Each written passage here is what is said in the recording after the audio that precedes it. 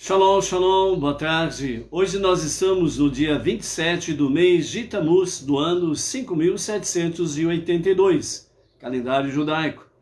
E nós estamos no dia 26 do mês de julho do ano de 2022, calendário gregoriano. À tarde com a Torá. Estamos aqui para trazer a Parashá da semana, a porção da Torá da semana.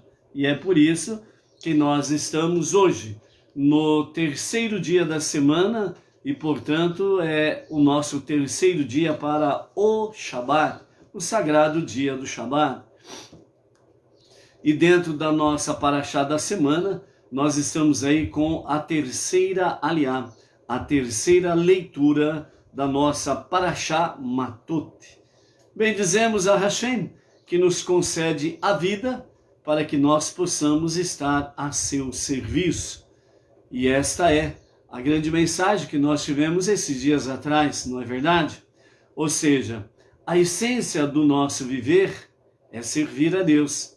Sair deste foco é perder o foco, é perder a direção, é perder o alvo. Por isso, nós estamos aí com a nossa terceira leitura da semana.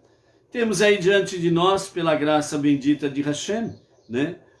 O tema é ouvir Moshe e Arão, né? Então nós vamos compreender daqui a pouco o sentido, né, de ouvir Moshe, não somente Moshe, mas também ouvir Arão.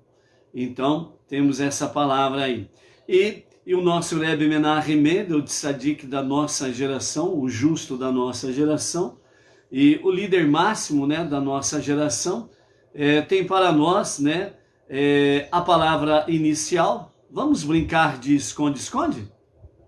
O Rebbe também gostava de brincar de esconde-esconde, sabia disso? Mas ele seguiu um exemplo. Sabe de quem ele seguiu o exemplo de brincar de esconde-esconde? Deus. Deus gosta de brincar de esconde-esconde, sabia disso? O Rebbe vai nos falar sobre isso, né? E também o nosso Rebbe Menachem Mendel nos fala sobre, juntamente com o Rambam, Maimônides, Rashi e outros sábios, né, da Torá, a respeito da nossa terceira leitura do dia de hoje, da nossa Parashá da semana. E na palavra final, o nosso Rebbe vai trazer de uma forma mais abrangente, mais elevada e profunda, exatamente sobre essa questão, né? Ouvir Moshe e Arão, né? Então nós vamos compreender um pouco melhor essa realidade diante de nós aí, ok? Baruch Hashem. Então vamos enviar aí o nosso shalom para o dia de hoje, né? Para o D.L. Cole, né? Não sei o nome nem a cidade dele, mas a identificação dele é essa, dessa pessoa, né? Às vezes pode ser uma mulher ou um homem, mas é D.L. Cole. Então, a essa pessoa D.L. Cole, o nosso shalom. O Joel Silva, 63, por Canoas, né, Rio Grande do Sul. O Natanael Félix, de Itapecerica, Minas Gerais. Paulo Benenoar, Maristela Leal, Radassa Todá, Samara Leão, Rio de Janeiro. Suelen Carneiro, lá de Piracicaba, interior de São Paulo. Lídice Okamoto, lá de Manaus, Amazonas. Carlos Cordeiro, de Prudentópolis, Paraná. Ayrton Freitas, também de Manaus. Eralmo Ferrazo, Caxias do Sul, Rio Grande do Sul. A Rosana Figitman, né? Acho que é assim que pronuncia o nome dela, Figitman, né? Rosana de Porto Alegre, Rio Grande do Sul. Leda Lagoa, São Paulo, capital. O Paulo Alberto Tanque, São Paulo, capital. O Arnaldo Silva, lá do Piauí. Maria Aparecida Justino, da cidade de Silveira, né? Interior de São Paulo. Também a mesma cidade do nosso querido aí, né? José Hélio Tavares, né? Silveira, interior de São Paulo. O Júlio Silva, Recife, Pernambuco. A Solange Santos, de Salvador, Bahia, né? A Leila Carvalho, da cidade de Leopoldo de Bulhões, Goiás. a Elci Reginato, Porto Seguro, Bahia, a Luiz Renato, Itaboraí, Rio de Janeiro, Orlando Leite, né, da cidade de Pinhais, Paraná. Orlando Leite é o nosso querido emissário Benenor, ali em Pinhais, Paraná, juntamente com a sua esposa Alessandra. Tânia Castro, Manaus, Amazonas. Pedro Reis Silva, São Carlos, interior de São Paulo. Nayara Oliveira, Rio de Janeiro. A Maristela Maciel, da cidade de Raul Soares, Minas Gerais. Leandro Samogim, Ana Paula Correia. Teresita Rodrigues, São Paulo, capital. Nelson Gonçalves, Minas Gerais. O casal Fátima e Oswaldo Sato, lá do Japão. Nair Gomide, Marco Martins, Solange Silva e o seu marido Carlos Alberto, lá de Porto Alegre, Rio Grande do Sul. Ivan Ferreira, Diego Monteiro, lá de Portugal. Jonathan Esteves, Dalmo Carvalho, Carlos Magno, Esther e a sua família lá na Suíça, o nosso Shalom também. A Liliane Paiva, aqui de Pirajuí. Sandra Souza, de Pernambuco. Berenice e o marido Cássio Altafine, de Campo Grande, Mato Grosso do Sul. Rodrigo de Almeida Barbieri, da cidade Serrana, interior de São Paulo. A Osair Leal, Feira de Santana, Bahia. O Daniel Monteiro, do Rio de Janeiro, Nova Iguaçu. Vitor da Silva, Vitória, Espírito Santo. Flávio Vieira Ribeiro, lá de São Paulo, capital, Baruch Hashem. Estamos aí com a Marli Stael Silva Monteiro, de Vitória, Espírito Santo, Baruch Hashem. Ludmila, Cibele Ludmila, né, por um mundo melhor, também lá de Lisboa, Portugal. A Malu, de São Sebastião, Distrito Federal. A Brasília, né? Mais alguém por aí? Dá um shalom aí, não deixa de dar o seu shalom aí, para a gente poder ver o nome aparecendo aqui. Quando aparece, né? Porque a tecnologia é muito boa, mas tem hora que parece que falha alguma coisa, né? Mas tá bom, Baruch Hashem por isso daí, né? Então, amados, né? A palavra do Rebbe nos fala assim, nós estamos falando sobre esconde-esconde, lembra disso? Né? O primeiro tópico de hoje. Então, nosso Rebbe Menachem Mendel, ele diz assim, a vida é um jogo de esconde-esconde. A vida é um jogo de esconde-esconde. Então diz assim, Deus se esconde, nós procuramos. Entendeu? É do agrado de Deus essa brincadeira de esconde-esconde. Ele se esconde, nós o procuramos. Por isso que nós temos aí várias passagens, né? Que Deus não lança fora aqueles que o procuram. Aquele que o busca o encontrará, quando o busca de todo o seu coração. Então a vida é um esconde-esconde. Deus se esconde, nós o procuramos, entendeu? Então por isso, né, nós temos aí a palavra que nos fala, né, em vários lugares, né? Todo aquele que busca Deus o encontrará, quando buscardes de todo o vosso coração. Que, entre aspas, né, essa brincadeira de esconde-esconde que Deus faz, que nós possamos fazer parte dessa brincadeira, por assim dizer, todos os dias. E todos os dias nós podemos encontrá-lo, quando nós nos colocamos a fazer as nossas preces diárias, bem como também quando nós nos dispusemos, né, exatamente a fazer, cumprir, obedecer os seus mandamentos. Então, na realidade, nós encontramos Deus, ok? Então, por isso daí, amados, né, não podemos jamais esquecer desse pequeno detalhe que o nosso Rebbe diz.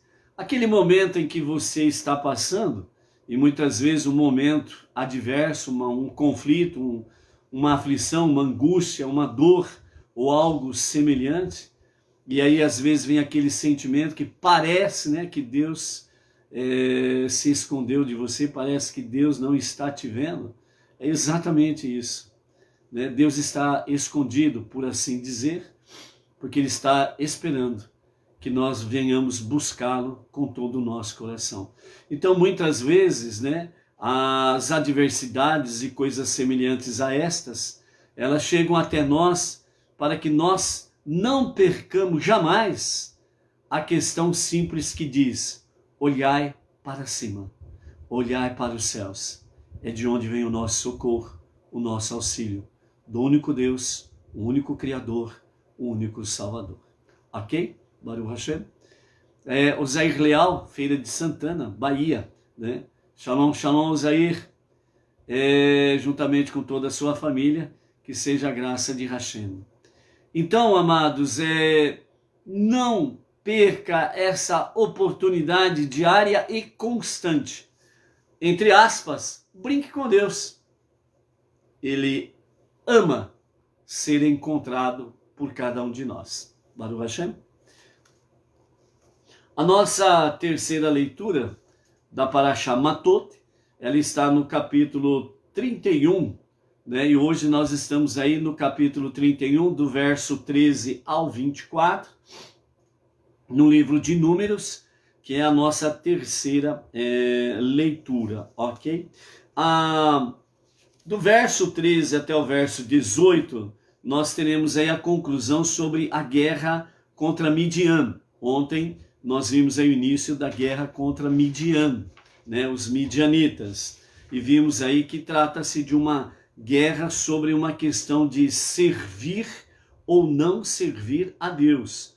A função dos midianitas, através do seu ódio infundado, né, sem nenhuma razão, porque o povo judeu não oferecia nenhum tipo de ameaça contra os midianitas.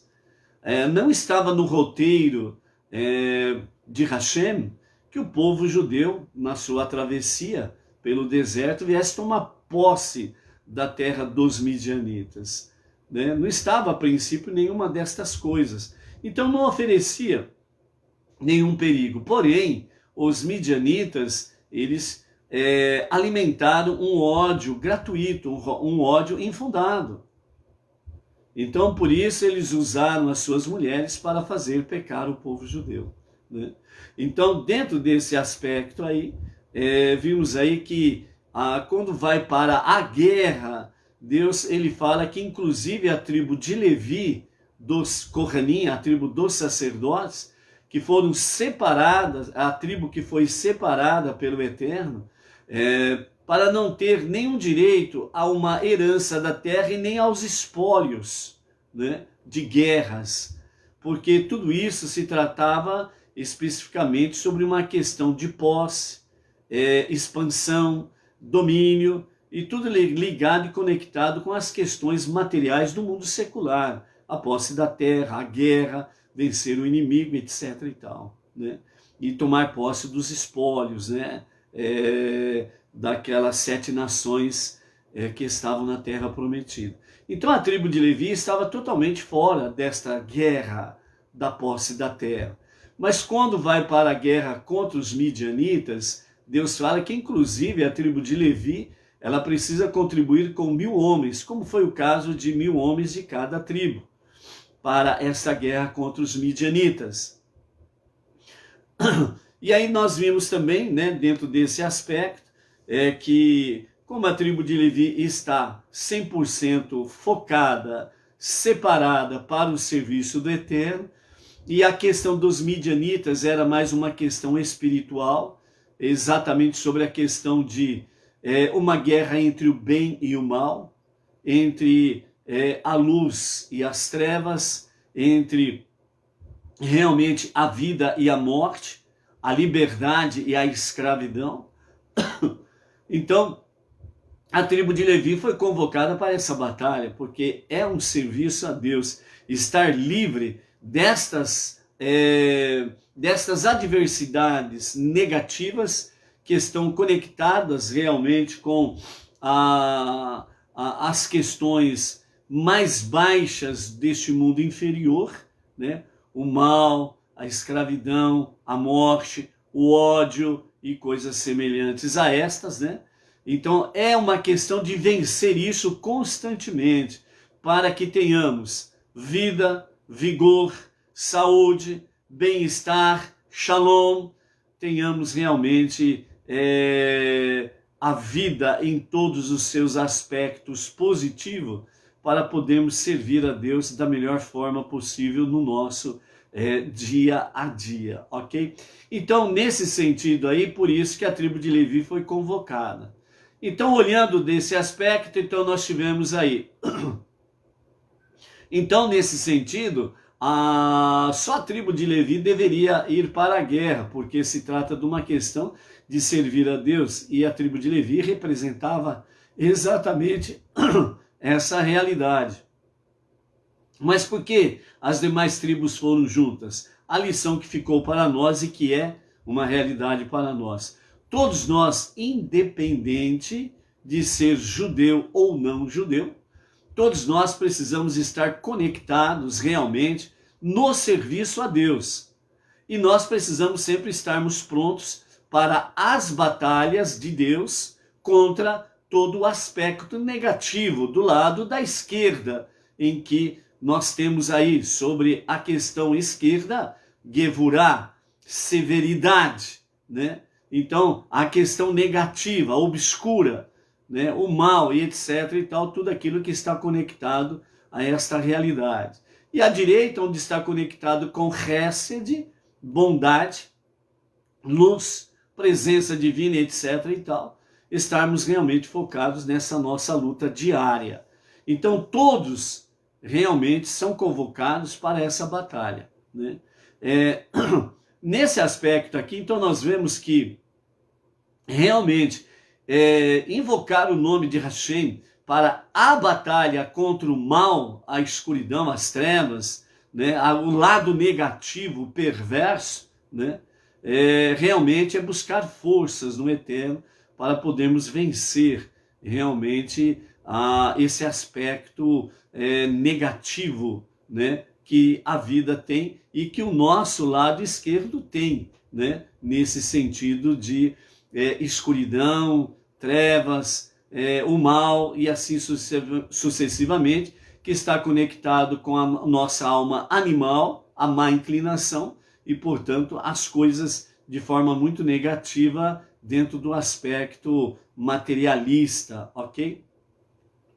Porém, nós precisamos tomar o cuidado para que não venhamos aí usar o nome do Eterno em vão, né? Blasfemar contra o nome do Eterno, usando o nome do Eterno em vão, para defender uma ideologia que nós temos aí na presente data, e que sempre foi conectada exatamente com os midianitas, que sempre foi conectada com o ódio gratuito.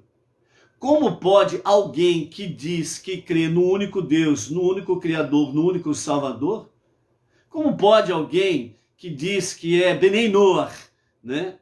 Que abraçou a fé monoteísta, com fundamento judaico, orientação rabínica, e fica defendendo um lado ideológico, negativo, perverso, é tomar o nome do Eterno em vão. Então precisamos tomar muito cuidado com essa história aí, né? Muitas vezes as pessoas ficam aí no sentido de que não tem nada a ver. Tem tudo a ver. Tudo que nós fazemos vai repercutir na eternidade, repercute no mundo espiritual, e é um efeito bumerangue, vai e volta. Então nós precisamos tomar muito cuidado com isso daí, né? Não tomarmos o nome do Eterno em vão, não blasfemar, usando aí o nome do Eterno para defender uma ideologia que é claramente perversa, que está conectada com a morte de milhões de inocentes nos quatro ventos do nosso planeta, que é declaradamente antibíblica, anti-Israel, anti o povo judeu, né? Então nós precisamos tomar muito cuidado com isso daí, né? Isso está conectado com a nossa vida, tanto no aspecto espiritual como no aspecto da configuração que nós estamos vivendo. Então, por isso, a tribo de Levi, ela foi convocada para essa guerra contra os midianitas por causa do seu ódio gratuito, o seu ódio infundado contra o povo judeu. Certo? Então, nós precisamos tomar muito cuidado com isso daí, né? Então, você veja, por exemplo, uma determinada ideologia que ela é totalmente contra o povo judeu e é totalmente favorável a aqueles grupos extremistas, né?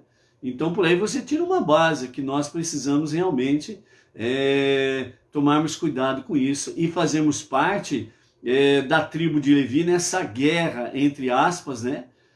Diária contra essas perversidades, né? E essa guerra nossa diária, ela não está conectada com nenhum tipo de armamento, no sentido bélico, por assim dizer. Mas as nossas armas são o quê? São as nossas preces diárias, as nossas intercessões em favor deste ou daquele povo, desta ou daquela nação, né? Em benefício desta ou daquela pessoa, né? As nossas preces diárias, o estudo da Torá, o estudo das 7 leis universais, a nossa, como que fala? A nossa techuvá, o nosso retorno a Deus para um verdadeiro e genuíno retorno a Deus em arrependimento, né? A nossa tzedakah, etc. e tal. Então essas são, entre aspas, as nossas armas de guerra contra realmente essa ideologia conectada com os midianitas, um ódio gratuito. Então, dentro desse aspecto aqui, na continuidade desta guerra aqui, a partir do versículo 13 do capítulo 31, nós vemos aí na nossa terceira leitura, em que quando Moshe e Elazar, né, e a comunidade inteira escutou o retorno dos soldados da guerra, então eles saíram, né, à frente do acampamento para poder ver o retorno dos seus guerreiros, ok? Então, quando eles saíram para encontrá-los fora do acampamento, então eles viram que realmente eles retornaram com os espólios e os despojos da guerra, eles voltaram com as mulheres e as crianças midianitas, e nesse momento nós temos o versículo 14, em que diz assim: Moshe ficou zangado. Em outra versão diz assim: Moshe ficou muito irado, né?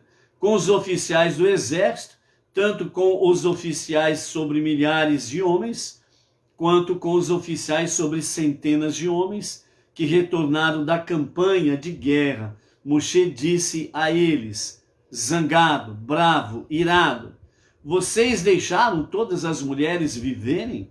Foram elas que seguiram as palavras de Bilã contra os filhos de Israel para atrair Deus no incidente de Baal-Peor, resultando na praga dentro da congregação de Deus. Então, nesse momento, realmente, Moshe ficou muito irado por causa dessa atitude do exército que saiu para a peleja, para a guerra, né? E exatamente por ele ficar zangado, irado dessa forma, é onde que nós temos aí o tema principal da nossa aliá, que nos fala sobre esse aspecto aqui em questão de ira, raiva, estar zangado e ser dominado por isso. Estar zangado, bravo, irado, né? São coisas que fazem parte do sentimento humano. Isso é algo que vem, pá! Mas é algo que não pode ser alimentado. É algo que precisa ser trabalhado com isso daí, né? É uma guerra também que nós precisamos vencer, né? Porque isso nos impede de servirmos a Deus de forma melhor. Então isso também atrofia o nosso serviço a Deus. Vamos ver com mais detalhes ainda sobre essa questão aí. A partir do versículo 19, nós temos aí a questão da purificação, purgação e imersão após a guerra. Ou seja, todos os espólios, né, da guerra, elas foram espólios e despojos, todos eles precisavam passar por um ritual de purificação, porque trata-se de algo realmente contaminado. Contaminado com a idolatria, contaminado com o povo pagão, contaminado com o ódio gratuito dos midianitas, que estão também ali dentro, na presença daqueles objetos, né? Precisa passar pela purificação, purgação e imersão, todos os espólios e despojos de guerra, para que possa ser devidamente purificado, né, nesse ritual, e fazer parte realmente dos utensílios das famílias e, portanto, do povo de Deus, ok? Então, é dentro desse aspecto aí, sobre a questão dos espólios serem purgados e purificados, tá bom? Vamos para o nosso tema central, porque é importante, pois os dias são difíceis que nós estamos vivendo, e são dias difíceis em que o próprio sistema, ele procura despertar nas pessoas de uma forma cada vez mais contundente, não o amor fraterno, muito pelo contrário, o ódio gratuito contra as pessoas, né? Então nós precisamos estar alerta sobre isso. Então a Torá, Deus usa os seus sábios da Torá para mostrar para nós que mesmo um homem como Moshe, né, extremamente elevado espiritualmente, não está imune à raiva, ao estar zangado, ao estar irado, né? Moshe, em hipótese nenhuma, teve ódio de nada e de ninguém, mas em questão de ações, né, referente ao povo, né? Lembra daquela questão da rocha? Em vez de ele falar com a rocha, ele bateu na rocha, né? Então era um momento muito tenso para ele, e o povo cobrando, zombando realmente dele a água para sair da rocha, e ele estava realmente, como nós vimos aí que o Talmud trouxe para nós, que Moshe estava realmente falando com a rocha errada, né? E aí então ele lembrou que outrora Deus permitiu com que ele batesse com o seu cajado na rocha, e a rocha desce água. Então foi onde que ele bateu. E quando ele bateu, começou a sair um pouquinho de água. Então ele bateu pela segunda vez com mais força ainda, e aí a rocha jorrou água. E ele já estava irado, zangado pela atitude do povo, e Deus usou exatamente essa situação, como também o Talmud trouxe para nós, né? Deus usou exatamente essa situação para arrumar, entre aspas, uma desculpa para que Moshe não entrasse na terra prometida. Porque se Moshe entrasse na terra prometida, naqueles dias começaria então os dias de Mashiach, a era messiânica. E não era o tempo ainda, ok? Então, também em outro aspecto, nós vimos aí que a geração do deserto, que pereceu no deserto, aqueles 600 mil homens, a contar dos 20 até os 60 anos de idade, que pereceram no deserto. Esta é a chamada geração do deserto. Eles não poderiam ficar órfãos, né? Aliás, órfão, né? A geração órfã do seu líder máximo. Por isso, os nossos sábios falam que nos dias de Mashiach, esta geração do deserto, ela entrará pelos portais de Jerusalém, com Moshe à sua frente, nos dias de Mashiach, ok? Então, nesse sentido aí, né, Moshe não estava isento de estar zangado ou irado, mas ódio Moshe nunca teve, ok? Que é já um nível mais profundo da raiva, do ódio, e aí ele é perverso, sem sombra de dúvidas, ok? Então, nesse sentido aí, né, nós vamos aí, baseado nesse versículo 14 do capítulo 31, Moshe ficou zangado, né? Então, Rashi, ele comenta sobre isso dizendo: como Moshe estava em um estado de raiva, ele caiu em uma situação de erro. As leis de purgação dos utensílios pertencentes aos gentios foram ocultadas dele. Ou seja, naquele momento em que ele estava irado, zangado, as leis sobre purgação, a purificação dos utensílios dos não-judeus, né, dos midianitas que foram trazidas, né, os espólios e os despojos, naquele momento, por causa do seu estado de ira, isso foi ocultado do conhecimento, de vir à luz a respeito desta lei de purgação.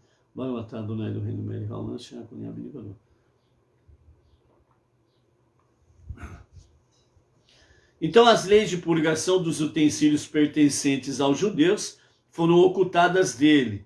Nós encontramos incidente similar no 8º dia da inauguração, com o versículo que afirma, né?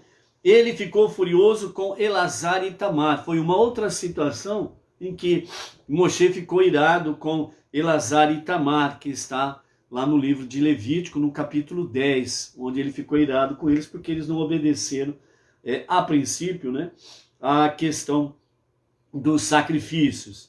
Então, Moshe estava em um estado de raiva e assim caiu em uma situação de erro, né?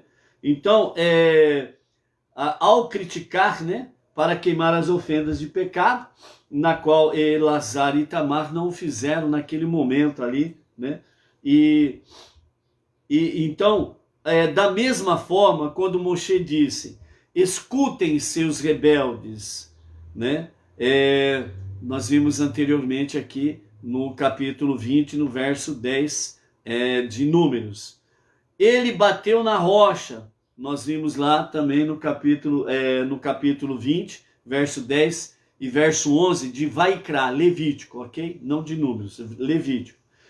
Por causa da raiva, ele cai em erro. Ou seja, então, Moshe, ele caiu em erro. Por quê? Porque ele se deixou dominar pela situação de raiva, estar muito zangado. Então, dentro desse aspecto aqui, o que os nossos mestres falam, principalmente Rashi que comenta, é que toda situação ou estado de raiva, eu estou com raiva, eu estou zangado, você tem 99,9% de probabilidade de cometer um erro.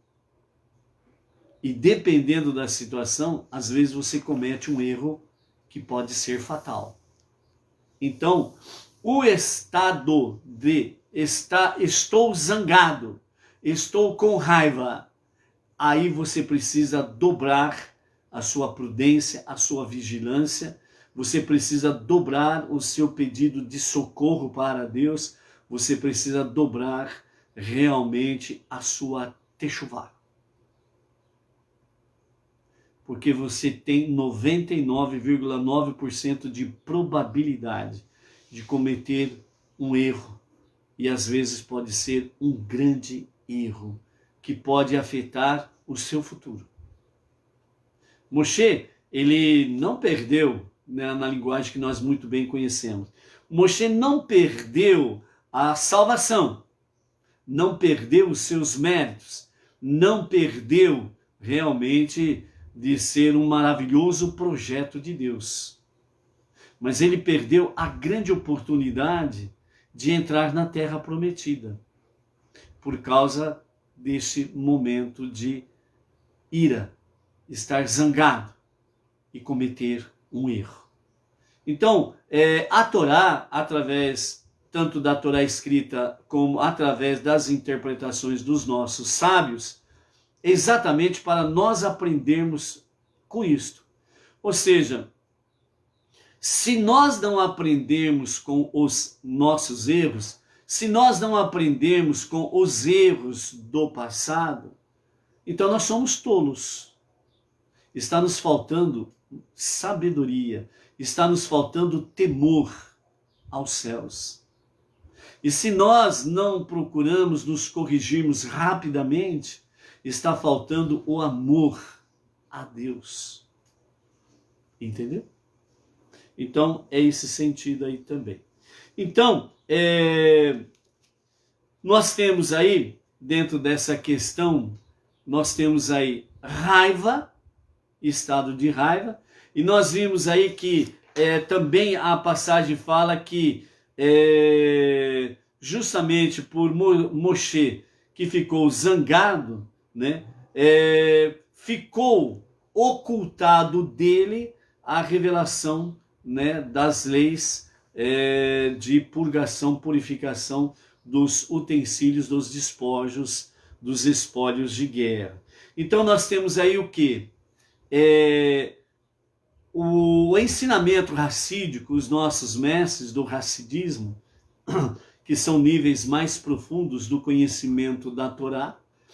Então eles nos falam que raiva e esquecimento andam juntos. Então a raiva e o esquecimento é um perfeito casal para fazer a pessoa errar, cometer um erro, e às vezes um erro que pode ser fatal. Ou seja, a raiva faz a pessoa esquecer. Obviamente, esquecer aquilo que é bom, esquecer aquilo que é de luz, esquecer aquilo que é construtivo. Então, raiva e esquecimento andam juntos. São amiguinhos. É por isso que raiva faz as pessoas esquecer a ética, a moral, os bons costumes, temor aos céus, amor ao próximo, amor fraternal, entendeu? Então, cuidado, o cuidado que nós precisamos ter quando acontece alguma adversidade na nossa vida e nós nos sentimos zangados, com raiva. Como que isso me deixa com raiva? Quantas vezes que nós falamos isso?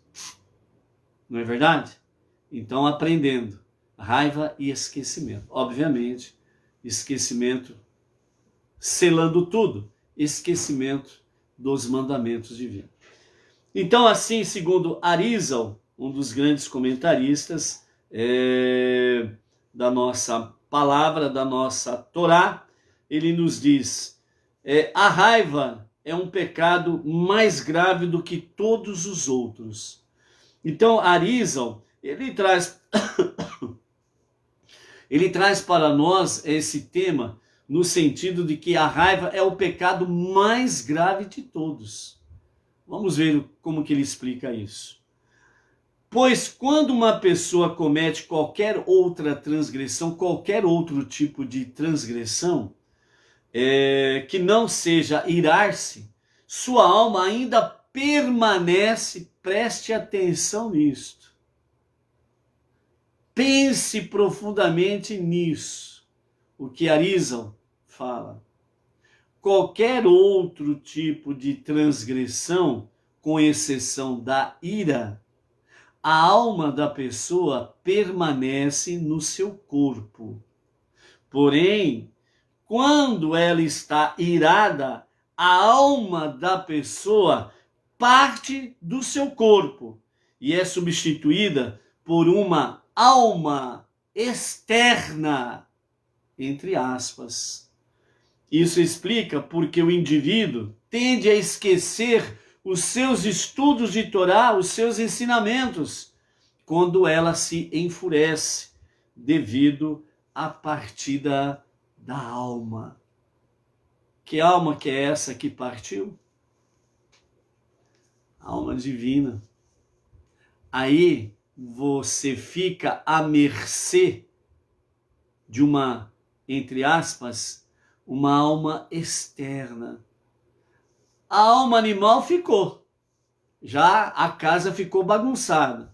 Vem uma alma externa, que não é do bem. Aí virou festa. Uma péssima festa na vida da pessoa. Você já ouviu ou já assistiu, por exemplo, uma reportagem falando já de um caso mais extremo, em que a pessoa, na sua ira, na sua raiva, ela se arremeteu contra uma outra pessoa e cometeu o crime de homicídio.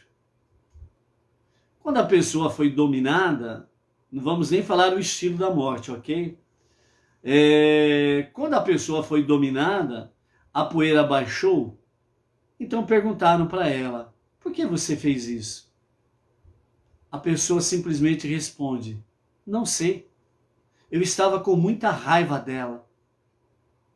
E eu não lembro de mais nada, a não ser lançar-me sobre ela e matá-la. Não sei explicar. Eu estava com muita raiva dela. Entendeu? Então é isso que Arizal está nos trazendo. Quando a pessoa ela é dominada pela ira, a sua alma divina cai fora. Não tem espaço para ela. E aí fica uma vaga. E essa vaga é preenchida por uma alma estranha e externa. Uma alma que não é do bem. Aí você imagina, junto com a alma animal, já viu, né? Aí vira festa mesmo, né? A Cibele Mudimilha está dizendo, quando alguma coisa vos chatear, conte até 10. Quando chegar a 10, já estarão em condições de abrir a boca sem dizer precipitações. Depende do nível da raiva que a pessoa tá, viu, Cibele? Porque dependendo do nível, nem contando até 1000 passa. Porque precisa de techuvá, na realidade. A pessoa, ela precisa voltar a olhar para cima, para os céus. É uma situação servir ou não servir a Deus. É uma situação em que todas as forças, por assim dizer, todas as forças do mal estão contra aquela pessoa. E é onde que ela precisa abrigar-se nos braços divinos, olhando para os céus, clamando por ajuda, pedindo socorro, para poder vencer esta má inclinação. E aí vem o pedido de clamor a Deus, vem realmente salmos, vem a prece espontânea, voluntária daquele momento da pessoa, e vai se conectando com Deus. Então, podemos transportar essa questão de contar até 10, nós podemos transportá-la para conte os 10 mandamentos. Depois que você terminar o 10º mandamento, onde está incluso as 7 leis dos Berenor, então na hora que você completar o 10º mandamento, aí então você vai ver que a ira, a bravura, o chatear, o estar zangado, foi embora, né? Então, é isso daí mesmo. Então, conte até 10, os 10 mandamentos, né? E isso vai ajudar realmente com que haja equilíbrio em nosso intelecto e o nosso coração. Equilíbrio entre a nossa alma divina e a nossa alma animal, os desejos do coração. Ok? Então, haverá equilíbrio entre razão e emoção. Havendo equilíbrio, permanece sem sombra de dúvidas, né, a vontade divina, ok? Então, essa é uma realidade aí. Então, dentro desse sentido, amados, né, nós ainda temos aí, dentro da questão raiva e esquecimento, né, nós temos aí uma carta, né, escrita pelo Rebbe, que diz assim, com relação à questão do humor, e especialmente quando falamos da raiva, esta fraqueza pode ser controlada ao refletirmos sobre o versículo, que diz assim, em Salmos, capítulo 16, e o verso 8. Eu vejo Deus sempre diante de mim. Eu vejo Deus sempre diante de mim.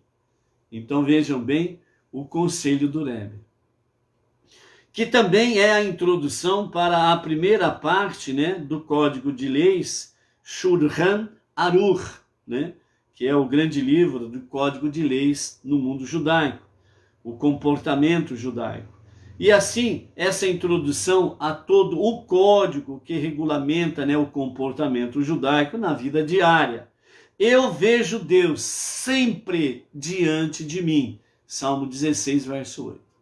Ok? Então, a ira está batendo na tua porta, a raiva, o estar zangado, sempre começa do menor para o maior, ok? Então você ficou chateado, você não controlou isso, veio para o nível zangado, não trabalhou isso, vem para a ira, não trabalhou isso, vem por estar muito irado, não trabalhou isso, vai para o ódio, não trabalhou isso, vai para o muito ódio, onde a pessoa estará com uma probabilidade de 100% de cometer uma grande besteira na sua vida. É onde que acontece com certas pessoas que depois que faz a grande besteira, ela põe a mão na cabeça e diz: meu Deus, por que eu fui fazer isso? Nessa hora, tarde demais, ela disse: meu Deus. Sendo que tinha que ser lá no princípio, como diz o Rebbe, né? Eu vejo Deus sempre diante de mim. Então, na hora que bate ali, pisou no teu calo de estimação, pisou no seu ego, mexeu com o seu ego, com a sua vaidade, não diga. Então, Salmo 16, verso 8, eu vejo Deus sempre diante de mim. Desafio precioso esse, hein? Então, ao refletir sobre o fato de que a pessoa sempre e a todo momento está na presença de Deus, como é possível que ela se afunde tanto a ponto de demonstrar alguma forma de raiva? Essa foi a carta que o Rebbe respondeu sobre a pessoa que lhe perguntou sobre a questão de humor. E aí, Rebbe, como que fica? Tem dia que eu estou de bom humor, mas tem dia que eu não estou muito legal, não estou de bom humor. O que eu faço? Então o Rebbe respondeu, ok? Então, fique conectado com isso daí, tá bom? Antes de passarmos para a palavra final do nosso Rebbe também, né, sobre a questão ouvir Moshe e Arão, de forma bem curtinha, lembre-se sempre disso. A ira nos leva ao erro. Lembre-se sempre desse trechinho. A ira nos leva sempre ao erro. É melhor fazer o que o Rebbe diz. Vejo Deus sempre diante de mim. E finalizando, o nosso Rebbe diz assim: então, o exército voltou da guerra contra Midian, né? E eles então, né, o exército, né, matou todos os homens adultos, e Moshe ordenou aos soldados purificarem, né, de forma ritual, todos eles que tiveram contato com a guerra, que matou alguém ou teve contato com algum tipo de cadáver, né? E dessa forma contraíram a impureza espiritual. Então, Moshe orientou assim o exército se comportar. Porém, Eleazar, o sobrinho de Moshe, filho de Arão, ordenou também esterilizar os utensílios de cozinha e os demais utensílios capturados como espólio ou despojo da batalha, né? Então Eleazar disse aos soldados que regressaram da batalha para esterilizar, fazerem um ato de purificação. A impureza ritual é uma energia espiritual negativa que envolve o objeto de forma exterior. enquanto os alimentos proibidos ou impuros penetram fisicamente nele. Assim sendo, o recipiente no qual foi cozido um alimento proibido absorveu tal alimento e, portanto, deve ser purgado, submergindo-o numa água em ebulição, ou aquecendo no fogo até se tornar incandescente. Já um recipiente que tornou-se ritualmente impuro apenas deve ser submerso numa piscina ritual, conhecida como mikveh, de águas límpidas que o envolvem do seu lado completamente externo. Dentro dessa orientação, né, dentro desta norma, preceito, lei de se purgar, purificar, tanto o homem como os objetos, nós precisamos trazer isso dentro de uma perspectiva espiritual. E nesse sentido nós temos aqui a impureza ritual, primeira coisa, ela é uma energia espiritual negativa. Então todo e qualquer ato que nos leve a uma impureza espiritual, nós precisamos tomar cuidado. Nós estamos nos envolvendo com energias negativas. É perigoso isso. Não tem aquele negócio de bater no peito e falar, eu sou o tal, eu aguento o repuxo. Não adianta. Não adianta. São forças, energias negativas. São coisas que não se brincam. São coisas sérias. Nós não podemos esquecer disto. São energias negativas muito sérias. Dentro desse mesmo aspecto, nós temos a questão de envolvimento exterior e envolvimento interior.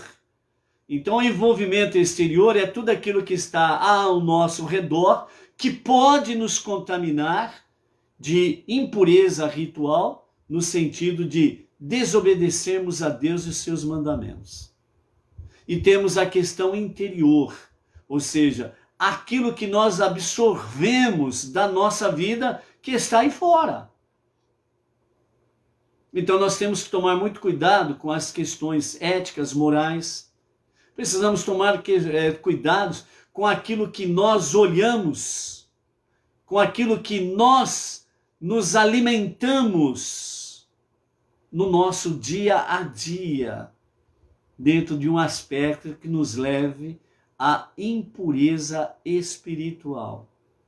Então, muitas vezes, uma coisa que os Benei Noah precisam ter sempre de frente em si, a ira nos leva ao erro, ok? Mas Oséias nos fala algo muito importante, lá no capítulo 4, verso 6, que nos fala que o meu povo, diz o Eterno através do profeta, o meu povo erra por falta de conhecimento. A partir do momento, Benei Noah, que abraçou a fé monoteísta com fundamento judaico e orientação rabínica, precisa tomar cuidado com o que você se envolve. É mudança de vida, é estilo de mudança de vida, é mudança também de mentalidade.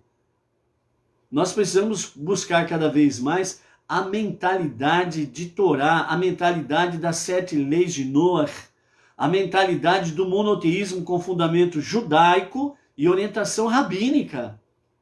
Então, a partir do momento que você abraçou esta fé, primeira coisa, você precisa estar fora de toda e qualquer coisa de idolatria. É uma contaminação externa que te faz se tornar ritualmente impuro diante de Deus. Então, aonde tem idolatria, você não pode entrar.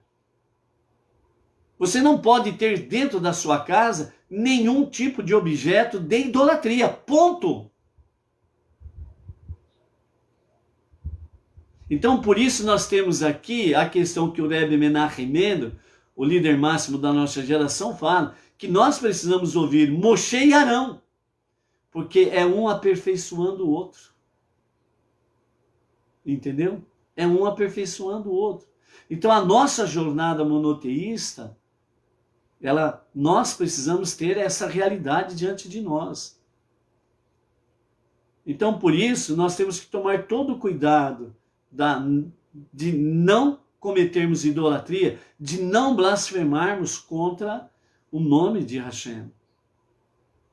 Então, é a contaminação externa e interna. Então, você entra num lugar onde tem idolatria, você vai aonde tem idolatria, você guarda idolatria dentro da sua casa, você está se contaminando externamente. Você se alimenta daquilo que é proibitivo, né? No sentido de você olhar aquilo que é proibido. De você falar coisas proibidas, onde você está se alimentando de coisas proibidas. Então você se contamina externamente e internamente. Então aí, como nós vimos anteriormente, a alma divina, ela vai embora. E se você permitir isto, fica um espaço vazio, e aí vem uma alma externa, uma alma estranha, que é uma força, uma energia negativa, que vai entrar na vida da pessoa, e aí a bagunça está feita. Então, por isso, nós temos que tomar muito cuidado, realmente. E não restam dúvidas que quando aqui fala sobre envolver-se, né, em água em ebulição, né, está falando da água quente, né, água fervente. Isso daí simboliza o fogo. Nós precisamos nos envolvermos cada vez mais no fogo do amor real, verdadeiro para com Deus. Purificando, fazendo ferver os nossos corações, a nossa alma animal, nessa purificação, para que ela possa se refugiar na alma divina e refrescar-se na presença da alma divina, junto com a alma divina, no serviço a Deus. E as águas límpidas que envolvem externamente, etc. e tal, significa as nossas ações do dia a dia, em estarmos vivendo, principalmente, as nossas 7 leis de Noah. As 7 leis universais. Estarmos vivendo ela no dia a dia, para que as pessoas possam ver que nós estamos obedecendo a Deus dentro da nossa configuração como não-judeus, para purificar as nações. Então, este é o envolvimento nosso, ouvindo Moshe e ouvindo Arão. Moshe via a realidade de uma perspectiva espiritual. Ele considerava que uma mudança geral na atitude de uma pessoa afetaria a totalidade dos aspectos de sua vida, incluindo os menores detalhes, né? Portanto, segundo ele, Moshe, a purificação externa seria suficiente para purificar a impureza ritual. Então, aí ouvindo Moshe. Então, ouvindo só Moshe, então significa que, de forma bem simples, significa que uma mudança exterior seria o suficiente. Eu creio em Deus? Beleza. Ok, eu creio em Deus. Então, a partir desse momento, eu creio em Deus, eu creio no único Deus, no único Salvador, no único Criador, beleza. Então, eu vivo para lá e para cá e não entro em pormenores.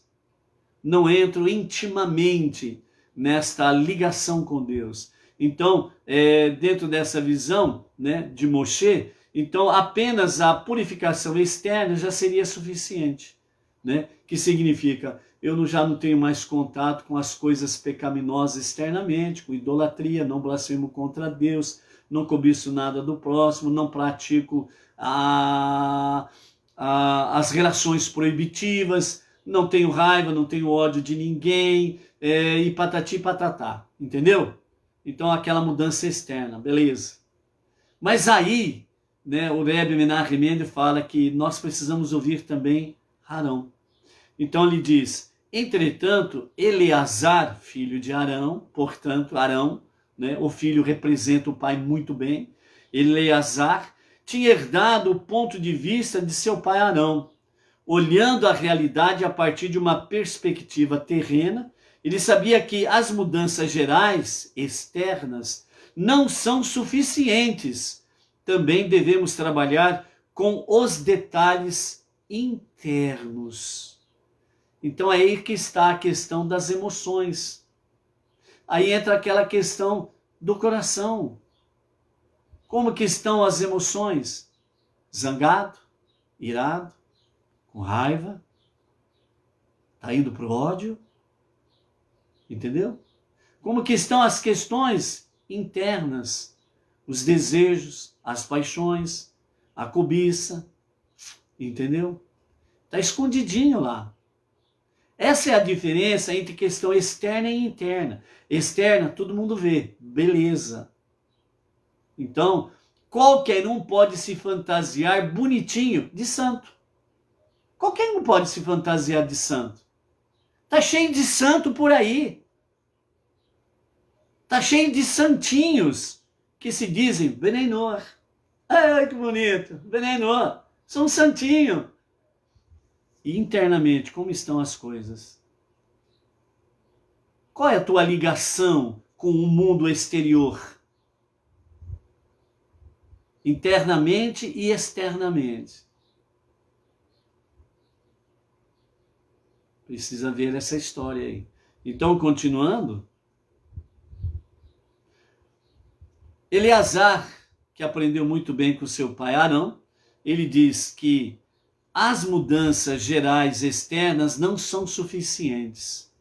Elas precisam também ter mudanças internas. É do interior que a semente brota. Antes de sair à superfície da terra, a semente, ela primeiro lá debaixo da terra morre. Depois que ela morre, então ela começa a brotar lá debaixo da terra. E depois ela vem buscando a luz externa. A luz que está na superfície da terra. Então significa exatamente o quê? É necessário trabalhar a questão interna para que as paixões e as concupiscências, os desejos desenfreados internamente, sejam mortos de fato. Para que internamente e externamente nós possamos exalar Deus, a luz divina, a presença divina, a sua palavra, os seus mandamentos. E então, de forma análoga, o nosso Moshe interior, você tem um Moshe, um Moisés interior, pode nos dizer que para emendar o passado é suficiente adotar resoluções gerais do tipo, daqui para frente vão mudar. No entanto, devemos escutar também o nosso Arão, ou Eleazar, interior, e atuar com o intuito de nos purificar da negatividade debilitante. O que significa isto? Significa que quando a pessoa fica conectada só com o seu exterior, mostrar-se santinho, mostrar-se bonitinho, ele está enfadado ao fracasso. Por isso precisamos ouvir o Moshe interior e o nosso Arão interior para ter o equilíbrio que Deus se alegra. O nosso interior e o nosso exterior andando em equilíbrio na palavra divina. Então, as nossas palavras, as nossas ações, elas terão o devido respaldo junto de Deus. Por quê? Porque a nossa ação externa, as nossas atitudes externas, as nossas palavras que vêm de forma externa, elas estarão em consonância, em harmonia com o nosso interior, com a nossa alma divina. Então, por isso, amados, é preciso quebrar o ídolo do nosso santo exterior. É preciso quebrar o nosso ídolo do eu sou um santinho.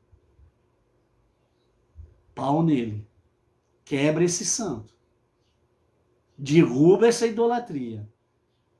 E faz com que haja harmonia no campo interno, espiritual, no campo externo, a prática, à luz dos olhos de Deus, à luz da sua Torá e dos seus mandamentos. E Deus, como diz o nosso Rebbe, eu vejo Deus sempre diante de mim. Ok? Boa degustação, boa reflexão, e que faça valer este equilíbrio em todos os momentos das nossas vidas. Até amanhã. Shalom, shalom.